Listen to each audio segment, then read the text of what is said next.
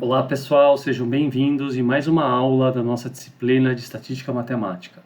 Então hoje a gente vai conversar um pouco sobre as propriedades da função de probabilidade ou da medida de probabilidade. Na última aula, então, a gente conversou um pouco sobre as principais definições de probabilidade e principalmente da definição axiomática, em que foi introduzida, então, por Kolmogorov, em que a probabilidade agora não é mais uma razão, entre dois valores, entre duas quantidades, como a definição clássica, não é também o limite, da frequência relativa sobre um determinado evento que se quer estudar a partir de N repetições do experimento aleatório, mas sim a probabilidade é uma função, e ela é uma função definida, então, numa sigma-álgebra, de subconjuntos de ômega, e que retorna valores aí no 0, 1. E a partir disso, então, a gente constitui a ideia do que é um modelo de probabilidade. Um modelo probabilístico, então, ele é então uma trinca, ele pode ser associado a uma trinca que depende, então ele depende do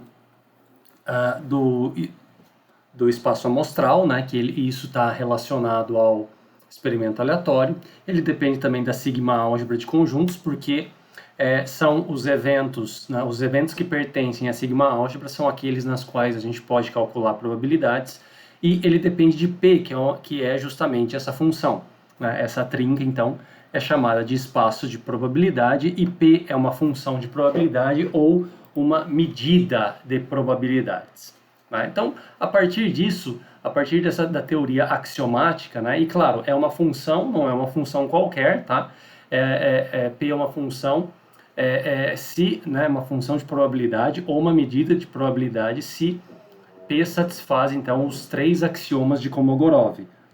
Quais são os axiomas de Kolmogorov? Que a probabilidade do evento certo é 1, que a probabilidade é sempre positiva, e que se a gente tiver, então, infinitos eventos que pertencem à sigma-álgebra disjuntos 2 a 2, então a probabilidade da união infinita é igual à soma infinita das respectivas probabilidades de cada um dos eventos. Tá?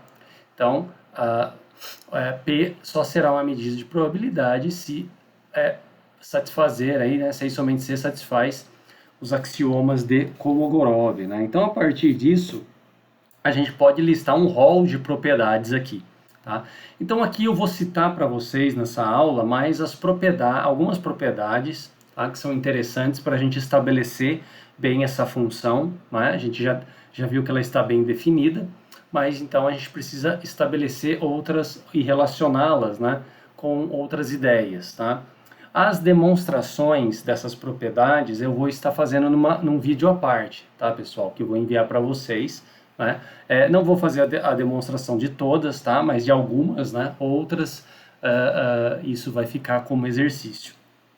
Bom, então as primeiras proposições, ou os primeiros teoremas que a gente pode tirar é o seguinte, que são, a gente encontra então três propriedades bem básicas nas quais a gente gostaria de pensar em probabilidades, Então, seja há um evento qualquer aí, do espaço amostral e que, evidentemente, está contido na sigma-álgebra, tá?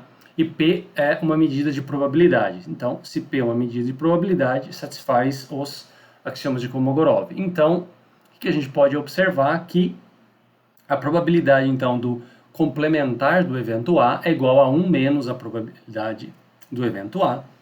A probabilidade do vazio, ou seja, do evento impossível, é zero, é zero, tá? E nessa propriedade aqui, então assim, não é difícil mostrar isso, tá? Tem mais de uma maneira de mostrar essas propriedades aqui, tá? Então a propriedade do vazio é zero. Agora, uma pergunta que eu gostaria de fazer para vocês é o seguinte: vamos supor que isso aqui é verdade, tá? A gente demonstrou isso, tá? Vamos imaginar. Então é o seguinte, o que a gente está dizendo? Olha, estou dizendo o seguinte, então seja φ aí o evento impossível, Tá? Então, a probabilidade do evento impossível é zero. É isso que a gente está afirmando aqui, tá? Nessa P2. Agora, será que a volta é verdadeira? Né? Ou seja, se a probabilidade de um evento é igual a zero, isso significa que o evento é impossível? Né? Então, o que vocês acham? Então, uma pergunta aí para refletir. A propriedade 3, ela vem de encontro, né, na verdade, ela complementa o segundo axioma de Kolmogorov, né, porque o axioma de Kolmogorov, o segundo, diz o seguinte: para qualquer evento na sigma-álgebra, a gente sabe que a probabilidade de A sempre é maior ou igual a zero, né? Então isso aí vem justamente, as ideias dos axiomas de Kolmogorov parte de resultados lá da teoria da medida, né, em que a gente considera uma medida, tá, maior ou igual a zero, né, de uma função mensurável. Tá? Bom, ok. Então, o que a gente pode observar? Né? O que a gente pode observar disso? Aqui, então, esse resultado vem para complementar, né? Porque a gente sabe que a probabilidade ela está definida, então, né? Uma função definida que retorna valores no 0, 1. Então, a gente tem que provar que essa probabilidade é menor ou igual a 1. E aí, então, aí sim a gente garante que qualquer evento da sigma-álgebra vai retornar probabilidades entre o 0 e 1, sempre. Né? Então, são 3 propriedades básicas, porém muito interessantes que a gente tem que ter em mente aí.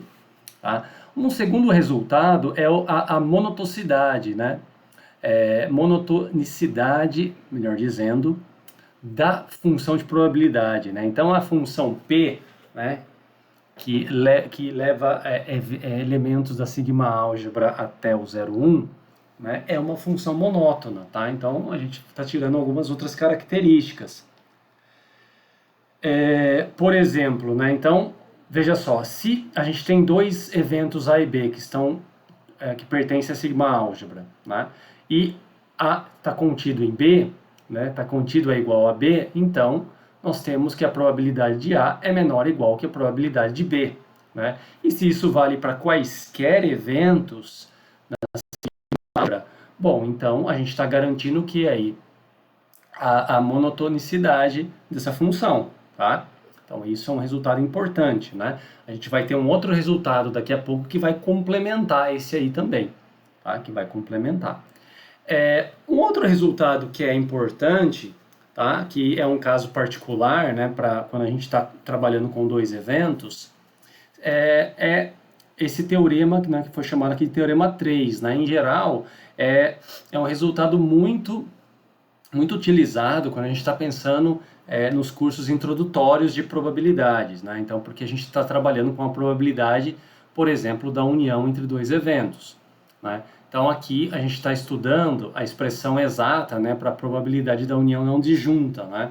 Então, aqui a gente está considerando quaisquer dois eventos que pertencem à sigma-álgebra, tá? Então, a probabilidade então da união deles é a soma das respectivas probabilidades menos da interseção. Então é um resultado muito importante. É evidente que esse resultado pode ser generalizado, tá, pessoal? Porque é possível a gente determinar, por exemplo, a probabilidade da união entre três, né, entre um evento A, B e C, né, e assim sucessivamente. A gente poderia generalizar, por exemplo, para N, para a união finita ou também a união infinita aí de eventos que não são disjuntos, né? Então é possível generalizar, tá? Mas esse resultado é importante aí para resolver talvez algumas questões posteriormente, né? O teorema 4, ele nos dá então uma ideia bastante interessante, tá? Então a gente tem aí dois resultados, né? Dentro do teorema 4, dois itens, né? E que vai nos dar então uma ideia de que a função, né? A gente poderia perguntar, será que a função de probabilidade ela ela é aditiva, né, ou não? Será que a função de probabilidade é monótona, né, ou não? Né? A gente está vendo que sim, né, parece que sim, por aquele resultado do teorema 2 ali, né? Teorema 2, isso, teorema 2. Então aqui é o seguinte, imagina que a gente tem um evento, tá, que pertence aí que está contido no espaço amostral, e seja P uma medida de probabilidade, né, uma função. Então, o primeiro item, né, sejam A1 a N, né, eventos, né, que pertencem a sigma álgebra disjuntos 2 a 2. Tá? Então, se tomar cada 2, a interseção é vazia. Né? Então, a probabilidade então, da união finita é igual à soma das respectivas probabilidades dos AIs. Né? Então, assim, a gente sabe que a união infinita, ela é a união infinita, né, para esse caso, corresponde à soma das probabilidades aí, a soma é infinita das probabilidades. Então, aqui, a gente está estudando essa outra questão, né, quando ela é se essa função é aditiva finita, né, a gente poderia dizer. E o segundo item diz o seguinte, ó, vamos considerar dois eventos na sigma álgebra e em que esses eventos, né, o A está contido é igual a B, né? Então a gente pode calcular então qual é a probabilidade da diferença entre eles, tá? Então a probabilidade da diferença de B menos A é justamente a probabilidade de B menos a probabilidade de A, tá? Então assim, é outro resultado importante aí, né, que a gente vai estar utilizando em demonstrações posteriores, tá? E qual é a grande observação aqui? Que, primeiro ponto, a função de probabilidade, né, que representa uma medida de probabilidade, a gente garante com o primeiro item que é uma função finitamente aditiva. Tá? Enquanto que o teorema 2, né, aqui é o teorema 4, tá, pessoal? Aqui tem um errinho aqui, ó. É teorema 4, item 1, teorema 4, item 2, tá? Então, se a gente tomar o teorema 2 mais o teorema 4, item 2, ele vai garantir a monotonicidade, né, das funções aí de probabilidades. Tá? Então, a gente está criando aí algo bem definido, né, estudando de uma forma mais analítica aí essa função que é a medida de probabilidades. O teorema 5 vai ser muito importante quando a gente trabalhar um pouco com probabilidades condicionais, né? A gente tem um grande resultado dentro de probabilidades condicionais, que é o teorema de Bayes, né? Que é um teorema que generaliza aí, né, a ideia de probabilidade condicional. E ele é baseado, né, na probabilidade de partições. Então, vamos considerar então essa sucessão aqui, né? Aí uma partição enumerável, né, de ômega. Então tem que lembrar o que é uma partição de um espaço amostral. Então os eventos aí A1, A2, A3 assim sucessivamente são uma partição enumerável do espaço amostral se eles possuem o quê? Duas condições. A primeira é que a interseção entre eles é vazia, né? Então, ou seja, eles são disjuntos. E a outra é que a união entre esses eventos é justamente o próprio espaço amostral, tá?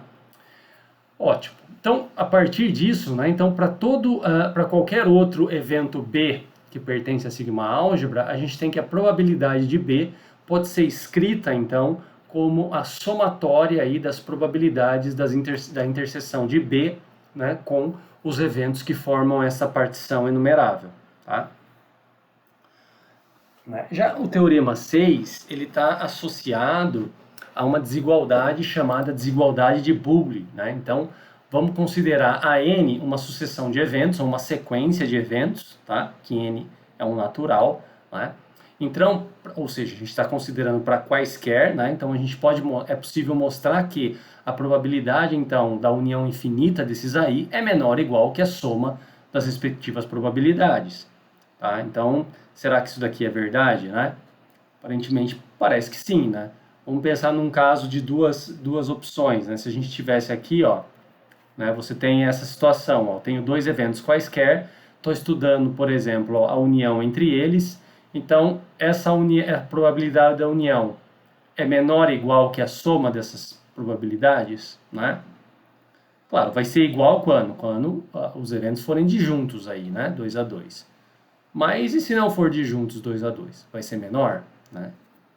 Então, aparentemente, esse que é o resultado da desigualdade de Boole, tá?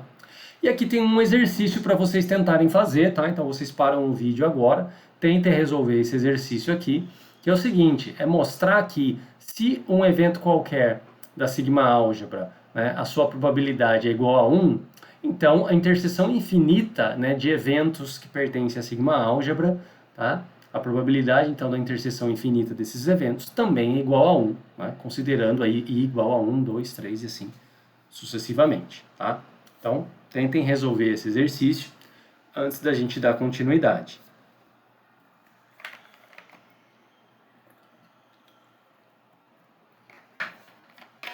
Bom, pessoal, algo que é extremamente importante agora é a gente tentar validar, né, algumas questões, né? Então a gente está estudando aí, a gente já estudou se por meio desses resultados, né, que a função de probabilidade, ou seja, que compõe a medida de probabilidade, ela é uma função finitamente aditiva, né? Ela também é uma função monótona, né? Pode ser uma função crescente, decrescente, tá? A gente viu isso em casos bem particulares, né? Em casos particulares de dois eventos, por exemplo, né? Quaisquer, tá? Então, agora, para a gente tentar generalizar esses resultados, né? Todos esses, né? E fechar os principais resultados de medida de probabilidade, então a gente seria interessante observar, né, se perguntar se essa função ela tem a necessidade de ser uma função contínua, se é uma função contínua ou não, né? E também se elas são monótonas, se a gente tomar então uma sequência, né, de eventos crescentes e decrescentes, tá? Então esse teorema 7, ele diz o seguinte, ó, seja então a n, né, com n natural, uma sequência de eventos não decrescente, né? Então uma sequência de eventos aí, tá, crescentes, podia dizer assim, né, em que, ou seja, o A1, primeiro evento, está contido no A2, que está contido no A3 e assim sucessivamente, tá? Então, o que a gente pode observar? Que a probabilidade, então, da união infinita dos ANs, né, esta probabilidade, então, pode ser escrita como o limite, né, o limite, então, da probabilidade de um AN, né, do AN, quando n tende ao infinito. Tá? Então, ou seja, a gente pode estar associando, então, né, a função de probabilidade aqui, né, a uma ideia de que a função possa ser contínua, ideia de uma função contínua, não é? Ou seja, uma continuidade aí numa sequência de eventos, tá? Na sequência de eventos, né? E da mesma forma, o teorema 8, né, ele vai na outra opção que a gente tem, né, considerando agora uma sequência decrescente, ou seja, o A1, né, ele está contido no A2, não, desculpa, o A1 contém A2, né, o A2 contém A3, e assim sucessivamente, tá? Então aí a gente pode observar o seguinte, que a probabilidade então da interseção infinita entre esses eventos é também o que? O limite, né, nesse caso, tá? É exatamente igual ao limite da probabilidade do AN quando n tende ao infinito. Tá? Então são resultados que vai mostrar, né, a continuidade dentro de uma sequência de eventos para a função de probabilidade, né, para a medida de probabilidade, né? E por fim, a gente propõe um resultado um pouco mais forte, né? Que é mostrar que de fato a medida de probabilidade é uma função contínua, né? Não é somente quando ocorre aí uma sequência, né? A sequência de eventos, essa função é contínua. Não, essa função é contínua também é a convergente para um evento qualquer da sigma álgebra, tá? E esse resultado é importante, pois o que ele vai acontecer com isso, né? Ele vai garantir para a gente que vai garantir o cálculo de probabilidade, né? Que esse cálculo possa ser desenvolvido dentro, né, dos procedimentos do limite, tá? Né? E isso aqui, né, e essa ideia é encontrada, né, de forma implícita, sabe? Ela está recheada lá dentro da teoria da probabilidade, né? Então a gente tem esse teorema 9, né, que é o teorema que completa, então, esse rol de probabilidades, em que nós temos o seguinte: vamos supor agora uma sequência de eventos, tá? AN, né? Que essa sequência ela converge então a um evento A. Então, se isso de fato é verdade, a gente pode obter esse resultado, que o limite da probabilidade dos ANs, aí, né, quando o n tende a infinito, é exatamente igual à probabilidade desse evento A, tá? Bom, pessoal, então esse vídeo é um vídeo mais curto, né, em que a ideia era enunciar, né, para vocês as principais propriedades aí de probabilidade, nas quais a gente vai estar utilizando para o desenvolvimento da teoria, né, que a gente precisa aqui, tá, que vai dar sustentação para a gente estudar inferência na segunda parte do curso, né? Então, é importante vocês se familiarizarem com essas probabilidades, tentarem demonstrar essas propriedades, né? E no próximo vídeo a gente vai estar, então, demonstrando algumas dessas propriedades aí, tá certo? Então, pessoal, até mais e muito obrigado.